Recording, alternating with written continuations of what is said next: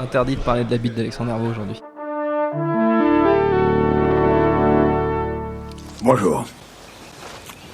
C'est moi Orson Welles. J'aime pas trop les voleurs et les fils de pute. Salut, c'est Nos Ciné, votre rendez-vous avec le cinéma qui cette semaine fait s'abattre sur le 7ème art l'intégralité des plaies bibliques, puisque nous allons causer de Gods of Egypt, le blockbuster du moment signé par Alex Proyas avec tout ce qu'il faut de CGI et de gros effets qui tâchent. Et pour en causer 3 pharaons de la critique, Yannick Daran, salut Yannick. Salut. Alexandre Herbeau, salut Alex. Imhotep. non, je dis non déjà. Et Stéphane Moïsaki, salut Stéphane. Salut Thomas. Ça va être très dur. Allez, c'est Nos Ciné, épisode 47 et c'est parti. Monde de merde. Pourquoi il a dit ça? C'est ce que je veux savoir. Avant d'attaquer, un petit mot pour remercier l'un de nos auditeurs, Curtisian, c'est son pseudo, qui a fait une super page sur le site Sens Critique avec les films que nous avons traités ici même. On leur remercie beaucoup. Puis il y a Télérama qui parle de nous, en bien en plus, donc on les remercie aussi. Je crois qu'il y a une partie de l'équipe qui a frisé l'AVC en voyant ça, mais nos mamans sont très fières. Alors Gods of Egypt d'Alex Proyas, donc, à qui l'on doit, rappelons-le, The Crow, Dark City ou iRobot, ça nous raconte la lutte fratricide entre les dieux Horus et Seth, respectivement incarnés ici par Nicolas Coster-Waldau et Gerard Butler, guerre dans laquelle est embarqué un petit humain, Beck alias Brenton Thwaites, qui se lance dans la mêlée pour sauver sa petite copine forcément. Is that a storm? Sets hunters riding their pets. We should run! Run? We mortals do it all the time! Nos 3 amis autour de la table ont vécu ces 127 minutes de baston divine et ils n'ont pas forcément détesté ça, n'est-ce pas Alexandre? Tu as même un peu aimé ça. J'avoue, c'est un peu... Non, j'aime pas la dénomination plaisir coupable, je trouve que c'est un peu hypocrite. Non, le film a déçu, hein, clairement, faut pas non plus exagérer. Mais, ça veut dire qu'il y avait des grosses attentes. Non. Difficile après la bande-annonce pourtant. Non, j'avais pas des grosses attentes, mais bon, il faudrait être, je pense, très tolérant et conciliant pour exempter le film et le trouver génial. Mais il s'est fait tellement démonter et par la critique et une telle réception. Bon, on sait bien que ces 2 critères sont absolument pas fondamentaux, mais disons que j'y allais un peu à reculons, surtout que le marketing, on en parlera tout à l'heure, n'aide pas. Qui plus est en France, où SND, le distributeur, nous a farci des posters tout à fait sortis, enfin complètement sortis du dossier du graphiste qui avait fait les posters du Choc des Titans, hein, la version de Louis de Terrier.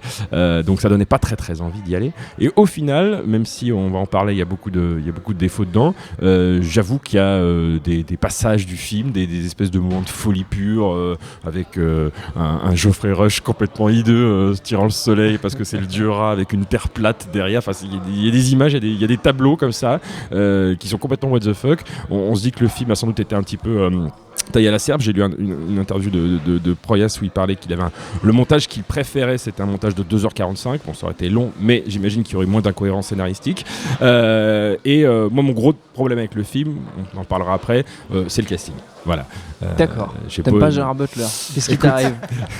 si tu veux, le casting qui est fait en mode algorithme de recommandation Amazon ou Netflix. Ah, vous avez mes 300, on va vous mettre Gerard Butler. Ah, vous aimez Game of Thrones, on va vous mettre l'autre blondinet là. Je trouve que c'est pas comme ça qu'on fait un film. Je redis son nom. Yannick. Oui, bah écoute, je suis fondamentalement assez d'accord avec ce que dit Alexandre. Alors moi, je dirais pas j'ai bien aimé les petits moments. Je suis stupéfait. Donc, c'est-à-dire que moi, c'est vraiment what the fuck, quoi, qui est vraiment sorti du truc. C'est-à-dire, ce qui m'a surpris, c'est que j'ai maté ce film en me disant ça va être une catastrophe. Enfin, j'attendais rien, mais vraiment. Même si Proyas, c'est pas un mec que j'ai trouvé ouf dans ma vie, mais il y avait toujours des trucs que je trouvais intéressants dans ces films. Même dans iRobot, qui avait été pas mal conspué, il y avait pas mal de scènes que je trouvais chouettes dedans. Bon, je m'attendais à un sous 300, je m'attendais à un Immortel. J'ai eu en partie des choses comme ça. Mais alors, ce qui m'a bluffé, c'est que je me suis pas fait chier. Donc, je me suis posé la question. Après 2 mois après avoir vu le film, je n'ai toujours pas trouvé la réponse. Pourquoi je me suis pas fait chier dans ce truc-là? Stéphane m'en a donné une partie, et il reviendra dessus derrière, en disant c'est parce qu'effectivement, il y a des bons techniciens. C'est vrai que c'est marrant quand tu regardes le truc de voir que tu as 200 mecs qui ont bossé sur Mad Max, qui ont bossé sur Gods of Egypt. Ah, Mad Max, et je parle pas. Ça faisait longtemps. Voilà. Mais je parle pas des rôles principaux, Stéphane, enfin des postes principaux, et ça, ouais. Steph en parlera. Mais à côté de ça, c'est qu'est-ce qui peut justifier cette démarche? Je la comprends pas.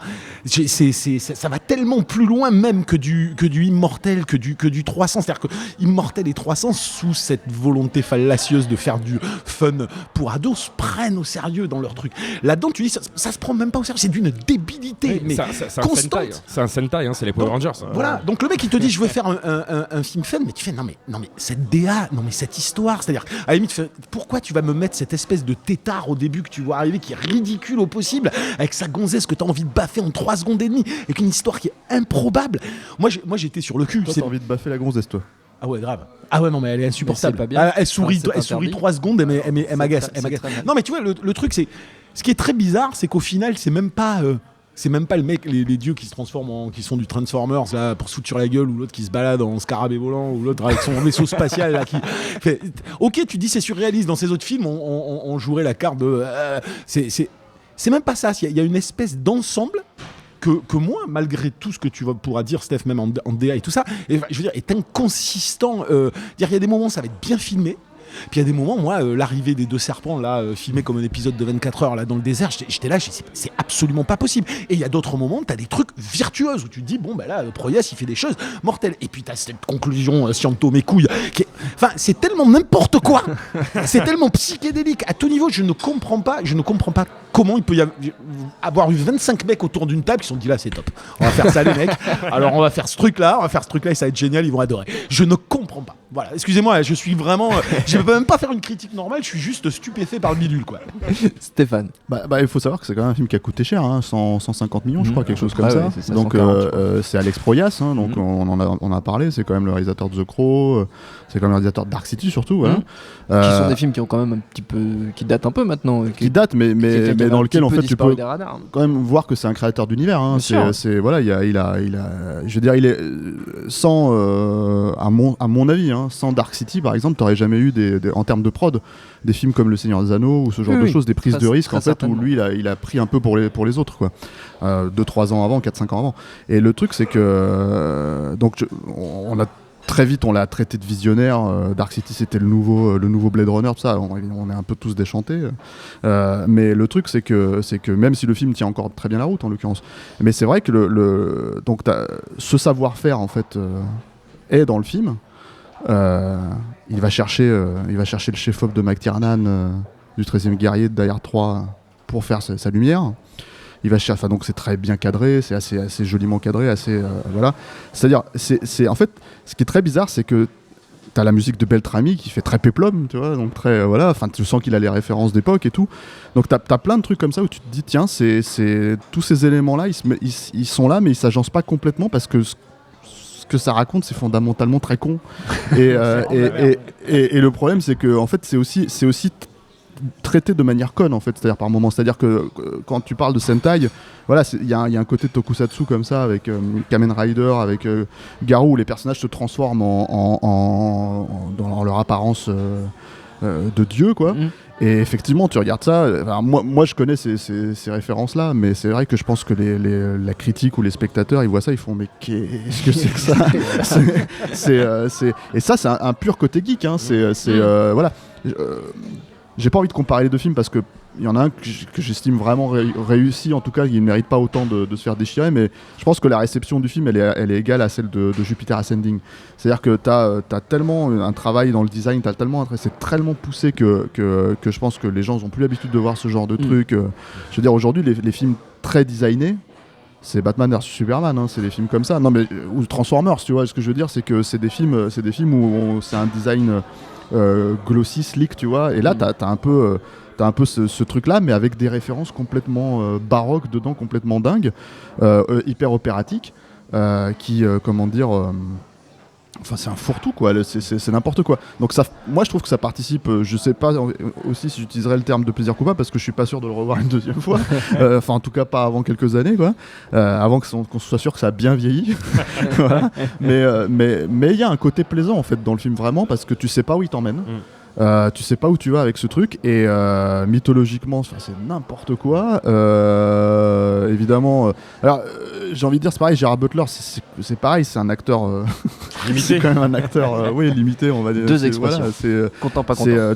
Quand tu le regardes tu vois la carte de muscu et tu vois le bronzage et voilà, mais après tous les films de Ray Harryhausen, tous les trucs comme ça c'était des acteurs comme ça les mecs, c'était pas des grands, enfin t'avais pas Charleston Heston dans Ben-Hur, tu vois, donc c'est pas tellement ça le fond du problème, mais disons que ça n'aide pas à rendre ça complètement crédible quoi. Pour revenir sur ce que disait Yannick tout à l'heure, qui était surpris lui-même de pas s'être fait apprécié pendant le film, qui dure 2h07, rappelons-le, c'est parce qu'en fait il y a une fluidité de l'action et surtout il y a des enjeux, tu comprends tout, même si c'est con, même si c'est voilà, tu comprends tout et il y a pas de... Et en plus de ça, il n'y a pas le côté qu'on trouve de plus en plus dans les blockbusters d'action, qui est cette espèce de montée en grade où tu vas avoir un climax interminable, etc.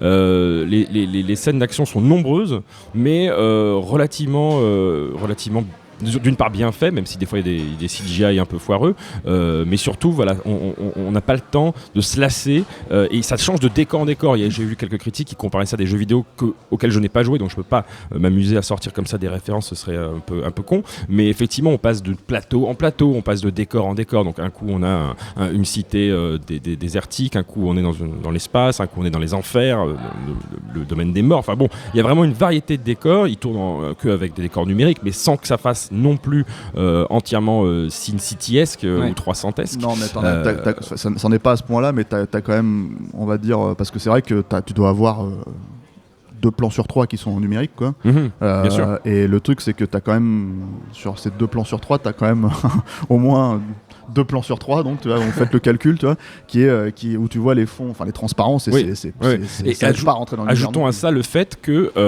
y a un parti pris dans le film que je trouve en absolu pas inintéressant, c'est que donc dans l'histoire, les humains côtoient les dieux, et les dieux font 4 mètres de haut à peu près, ou 3 mètres. Donc ils sont démesurément grands par rapport aux acteurs qui jouent les mortels. Ce qui fait qu'on a donc des scènes avec des plans larges qui rappellent peut-être vaguement les trilogies Seigneur des Anneaux et Hobbit, pour le côté personnes de différentes tailles numériquement agencées dans le plan. Sauf que Jackson, il avait un super casting, et là on a Butler et le blondinet dont je me refuse à prendre le nom par cœur, qui est vraiment, je reviens sur lui, mais pour moi le point noir vraiment du film, parce que autant je pense pas que ce soit un mauvais acteur, loin de là, et pas que dans ses rôles, pas que Game of Thrones, c'est pas la seule référence qu'on peut citer. Dans Mama par exemple il était pas mal du tout, mais bon, je trouve qu'il est censé incarner voilà l'ultime héros, badass, héroïque, enfin quelque chose de vraiment très iconique, et ça me fait chier de dire ça parce que c'est vraiment quelque chose de purement plastique, mais je trouve que ce gars-là n'a pas la carrure au sens propre pour tenir le film sur ses épaules. Voilà, il m'inspire à peu près. C'est comme si je voyais, je sais pas moi, un boucher de Franprix. Il a pas du après, le problème de ces acteurs, c'est qu'il c'est même pas que, par exemple, si tu veux, ce personnage uniquement. C'est que tu parlais des 2 nanas qui sont sur leur et en talons hauts, sur un tabouret, sur un serpent. Et il va te chercher, il va te chercher des mannequins. Notamment la fille de Mad Max. Voilà, il va te chercher des mannequins, la fille de Mad Max. Ouais, le truc, c'est que tout est à l'avenant comme ça, tout est rococo, tout est hyper. Il y a une espèce de rationalisation depuis tout à l'heure de la démarche. Mais c'est ça qui désarme. C'est là où le film est à la fois décalé. C'est bien d'être dans notre rôle. En vous écoutant, vous dites des choses extrêmement pertinentes, et du coup, on a l'impression que malgré tout, il y a un travail, une construction d'univers, un truc. Il faut quand même dire aux gens, c'est n'importe quoi ce truc. C'est n'importe quoi de HKZ. C'est un film qui est à la fois décadent et complètement désarçonnant, parce que je m'attendais vraiment à une bouse comme tu peux en voir sur tous ces films-là, comme tu cites Immortel ou 300 ou des trucs comme ça. C'est peut-être parce qu'aussi il y a cette démarche. Ce qui est étonnant d'ailleurs, c'est que quand tu vois 300, Immortel, tout ça, moi il y a quelque chose que je trouve extrêmement puant là-dedans. C'est-à-dire il y a une prétention à cette démarche, là où là-dedans tu ne trouves jamais le film puant. C'est-à-dire tu te dis, c'est assumer son côté popcorn, mais à tel point c'est assumé que tu peux. Voilà, il y a rien dedans qui est désagréable. Il y a pas, tu vois, pas ces petits gimmicks que je trouve dans les Marvel qui tout de suite m'énervent et me donnent envie d'envoyer chier le film. Au moins quand je vois ce truc-là, je me dis bon, il fait n'importe quoi, ça raconte n'importe quoi, j'en ai rien à foutre, c'est mal joué, mal designé il et fait tout. Honnêtement n'importe quoi. Ouais, mais en même temps, c'est une espèce de ride. Si tu mets Ténéron dans un coin, tu le regardes jusqu'au bout. Tu l'oublieras aussi. J'en veux pas 2h45 non plus. Mais j'en veux pas 2h45 non plus, c'est clair. Attendez, il n'y a pas encore eu le Blu-ray. Pas sûr qu'il bénéficie d'une édition exceptionnelle. Oui, parce que c'est un film qui s'est. Alors il faut aussi rappeler ça, c'est un film qui s'est complètement planté aux États-Unis. C'est sorti il y a un mois et demi, je crois. Déchiré avant même d'être sorti d'ailleurs. Oui, il faut reparler de la polémique débile sur le blanchiment, le whitewashing. Faut quand même rappeler que le film s'est fait tailler en pièces dès la sortie de son trailer, comme si les gens n'avaient pas. Tu pouvais savoir bien à l'avance que c'était incarné par ces acteurs-là. Bref, les gens voient égyptien dans le titre, Égypte. Ils voient des des acteurs majoritairement caucasiens, voilà, des blancs, des. Non mais ils ont raison. Moi j'aurais voulu que le film soit réalisé par Youssef Chahine. Rappelons que Proyas, qui est australien, mais est né au Caire, hein, il est égyptien d'origine. Bref, tu sous-entends qui sait de quoi il parle. Non mais bon, ce que je veux dire, c'est très documentaire. Le mec a bossé. Ça on s'en fout. Mais ce que je veux dire, c'est que le film se passe quand même. Faut rappeler que la Terre est littéralement plate et que les dieux vivent avec les humains. Enfin, c'est le truc. Ça se passe en Égypte parce que bon, ils ont voulu coller 2-3 trucs de mythologie à la con au niveau CM1. Mais en vrai, ça pourrait se passer dans un univers complètement fantasy. Oui. Et il y a absolument aucune. Il parle du Nil à un moment, ok, mais ça pourrait être la Seine ou la Meuse, tu vois. Donc, ça aurait été sympa. L'accusation whitewashing était absolument débile et je pense qu'elle a malheureusement expliqué les mauvaises critiques américaines. Pour conclure, quelques petits conseils. Je ne vais pas vous forcer à rester dans l'univers de Proyas ou de Gods of Egypt, mais si vous y arrivez, c'est super. Stéphane. Ouais, tu me prends complètement au dépourvu là, tu vois, j'en sais rien. Tu moi. sais qu'il faut faire des recos. Tu sais, tous ces films là, pour moi, ça me fait penser, mais j'aime même pas vraiment les films, ça me fait penser à Flash Gordon ou ça me fait penser à une parodie de Peplum. Donc en fait, en gros, Flash Gordon, voilà, moi dans Flash mon émission, j'ai fait le comparatif entre Gods of Egypt et Flash Gordon et j'ai mis littéralement la musique de Flash Gordon sur les extraits, c'est génial. Tout d'un coup, ça devient mortel. Mais c'est ça, il faut le regarder comme ça. Voilà, et donc du coup, en fait, moi à chaque fois que je regardais le film, la chose à laquelle ça me faisait penser, c'était Tarama et les mines du roi saumon, tu vois. Et cette phrase en fait où Bruno Carré t'arrête pas de dire ça fait Peplum, hein. Voilà, donc je conseille de revoir Tarama et les mines du roi saumon. Vous sortez votre DVD intégrule là et voilà. Moi je vais faire une reco, à laquelle je viens de penser, hein, donc c'est pas aller plus loin que ça. Mais que j'ai déjà dû faire d'ailleurs pour un autre sujet. C'est pas grave. Non, parce que moi dès que tu me parles de Dieu, tu me parles de mythologie, évidemment ça n'a rien à voir avec Proyas, ça n'a rien à voir avec l'Égypte, ce sera avec la mythologie grecque, mais c'est God of War. Vous voulez un vrai truc épique, monstrueux, avec des mecs qui se foutent sur la gueule, avec des dieux, avec des idées de mise en scène constante, une badassiétitude mortelle, et en plus un jeu complètement jouissif, c'est les God of War. C'est un peu rococo aussi sur les bords. Hein, c'est rococo sur les bords, mais c'est très agréable. J'aime beaucoup God of War, avec quand même God of War 3 et sa scène d'introduction absolument mythique. Ça rejoint ce que disait Alexandre sur le jeu vidéo. Et Alexandre, justement. Écoute, moi je vais faire une recommandation plus ou moins sérieuse, puisque je reste dans l'univers Proyas. Et je vais conseiller de voir un de ses films les moins connus, Garage Days, qu'il a tourné en Australie sur un groupe de rock foireux qui essaie de percer. Ça fait très longtemps que je l'ai pas vu, hein, j'ai revu le trailer avant de venir, ceci dit. Mais c'est un film qui est pas du tout fantastique, science-fictionnel comme ses autres films comme Dark City, Prédiction, etc. Mais qu'il arrive quand même à rendre visuellement hyper inventif. Il y a beaucoup de trouvailles, de mise en scène, de cadrage, de montage. Donc, et puis le film est drôle surtout. Donc je conseille Garage Days d'Alex Proyas. On l'aura noté. Notre temps est écoulé. Merci à tous les trois. Merci à Jules à la technique, au tank pour l'accueil. Prochain au ciné, version longue. On parlera de Desierto de Jonas Cuarón, le fiston de ce cher Alfonso qu'on aime beaucoup. D'ici là, plein de choses à retrouver sur le net, plein d'émissions d'Extra Ball sur toutes les plateformes que vous voulez et directement sur nosciné.com. Il y est notamment question de Batman vs Superman, de 13 Hours, de Midnight Special, de Zoolander 2, de The Revenant et de plein d'autres choses, de Mad Max aussi. Je le dis comme ça en passant. Laissez-nous des petits messages, ça nous fait toujours plaisir. Et d'ici là, on vous dit à très vite.